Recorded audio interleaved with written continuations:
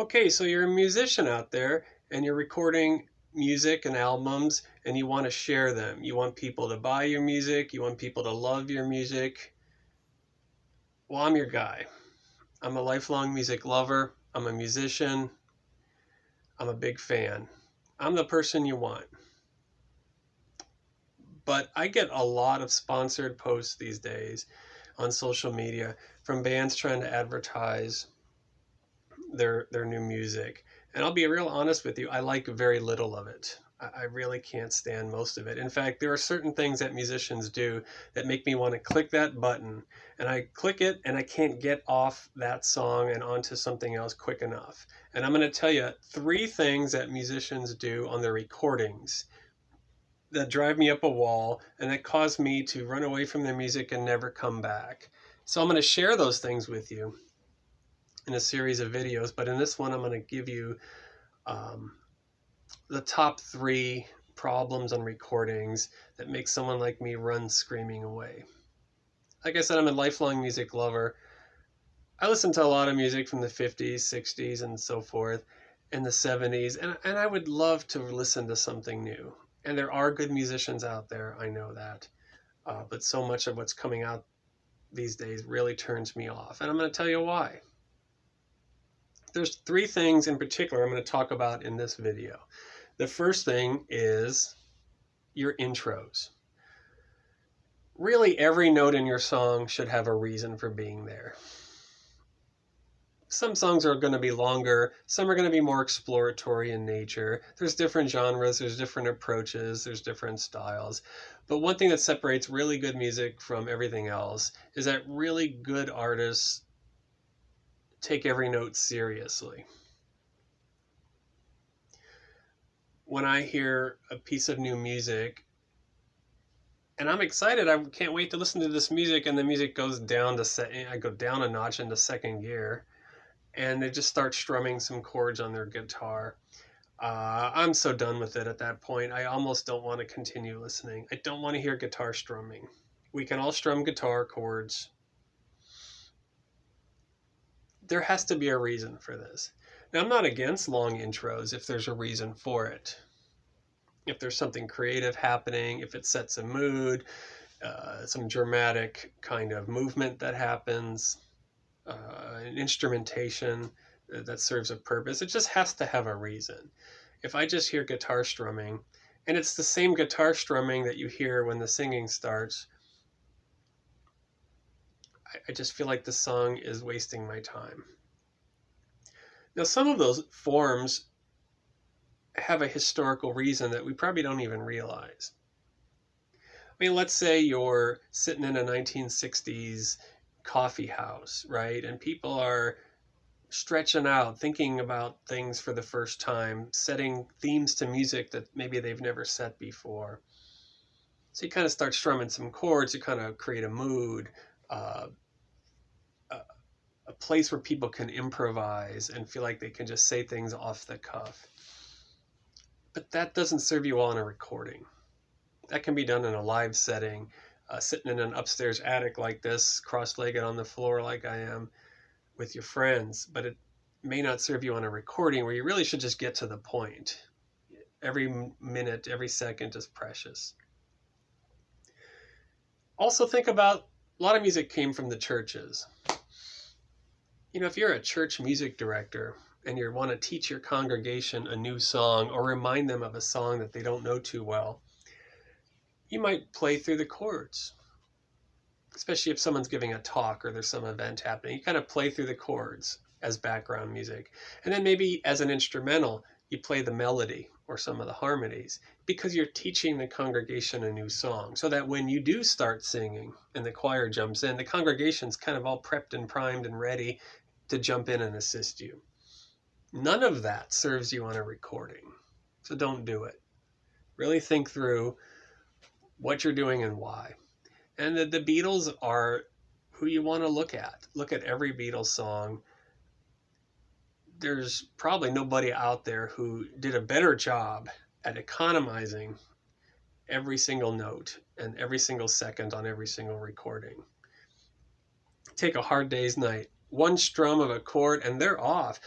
The song is halfway done before you even catch your first breath. They take you on a ride. Does your song do that? Your song should do that. If your song doesn't do that, I've clicked. I'm off. Goodbye. I'm a writer by trade. I've written professionally essays and articles and so forth. And one thing that happens in the creative process is sometimes you're trying to think through what you want to say. So I write a whole essay. And sometimes in the last couple of paragraphs of this essay, I really just said what I need to say. And it's all come together like, okay. So what you would often do as a writer is keep those last couple of paragraphs, delete everything else, put those paragraphs at the top now, and then build your essay. Now that you've said what you want to say, then build from that point. I feel like a lot of songs out there come across to me as a rough draft, like people thinking out loud, like they're playing the song probably as they improvised it as a band. Okay, first you start off with some strumming, then a drum kicks in, and then the singer kicks in, and eventually you kind of reach what you want to say. That's okay in an improv setting. It's not okay on a recording. Just one thing to experiment is remove that intro, start your song, and see if you've lost anything. If you haven't lost anything, if the song still says everything you want it to say, then scrap that intro. Another suggestion I would have when it comes to intros is for bands is if there's something that you really like as an intro and you leave it off your recording, you can keep it on your live shows. You know, have a live version where you stretch out and explore a little more, but on your recording, keep it quick and punchy. These are, again, rules of thumb. I'm not saying these are absolute rules that have to be followed in every instance, but these are just good things to keep in mind. And someone like me, who's out here in social media land getting your post, you want to keep people engaged and respect their time. So you do the work on your side to edit it down to its most essential so that when the people are listening to it, they're really taken for a ride and they don't have to really dig in and invest and do all your work for you. You're the one doing the work, so do it. Speaking of economy of motion and sound, I'm going to move on to something else. Number 2. Don't oversing, for the love of God. I don't know why this is a big deal now, but expressive movements, vocal inflections that are fake, faux vocal inflections, are my number one biggest pet peeve. If I hear you do that in a song, I am gone, and I am going to tell you I'm never coming back. As far as I'm going to get a bit philosophical with you right now, as far as I'm concerned, there's one reason, and one reason only, to do art, to do music. And the reason is to tell the truth. I want to connect to someone. I want an authentic connection with another human being. I want to hear your thoughts. I want to go on a journey. I want to hear your truth. If you fake that up in any way, you violated the whole relationship and you've insulted me, and I really want nothing more to do with you. And I don't get why people are doing this today. You know, let's say you're singing a song and you're so overcome with emotion that your voice cracks because you're having such a profound moment. Those are the moments we live for. Okay, those are the reasons we listen to music, because something so powerful has happened and the inspiration is so strong it overcame the ability of your bodily container to really manage it, and you kind of, your voice cracks, and those are precious things. And the fact that they're so precious means you should never, ever fake that. Just sing a song straight through. And when those moments happen, let them happen. And when they don't happen, don't fake them. Please don't fake them. The same thing with expressive movements. Now, I know we're all built differently. Some people just like to move a lot more. But my gosh, if I see someone with a guitar and they're already like banging and bopping their head and pretending like they're feeling it and all this stuff, I'm done with you. And I'm never coming back. It's kind of like when religion is hypocritical, right? It's just so insulting. Everyone's hypocritical. We're all human beings. We all make mistakes. But when religion does it, it promises something, and I think the gap between the promise and the reality is too painful. And I think we all run screaming from that. And the same thing is true with music. You want truth. And if you're going to lie to me, then there's no reason for our relationship. That being said, there is a role for showmanship, and that probably just needs its own discussion. The great musicians, the Jimi Hendrixes of the world, take someone like Keith Richards, they were great showmen. They were very much aware of what they're presenting to the world. But they still have been able to do that by maintaining musical integrity, at least as far as I can tell. So showmanship matters to a point, but that doesn't mean you do anything fake either. It's an epidemic, though, these expressive movements in motion, like piano players that are just moving like this all the time. Before they've even played a note, they're already doing this stuff. It's such a habit. It feels like you have to do it. I watch these Baroque orchestras, and people are all gyrating and moving around and stuff, and is that better than in the 1920s where people sat straight-laced? I don't think so. I really can't stand it. I'd rather you sit there monotone and not move and be authentic than to move and be fake. I really would. I can't stand that stuff. And you might fool a lot of people, but you're not going to fool a significant portion of us who can see that stuff 100 miles away, and you've insulted us. Now, there will be people out there, casual fans, who say they love it. But I bet you they don't listen to your music behind closed doors. I bet you they go back to their 70s albums and their 60s albums in the privacy of their own homes. And that's because, in a lot of ways, fans don't really know what they're looking for. And I don't mean to be too insulting, but there are a lot of people out there who are casual music fans who say they love a lot of things, but they probably really don't.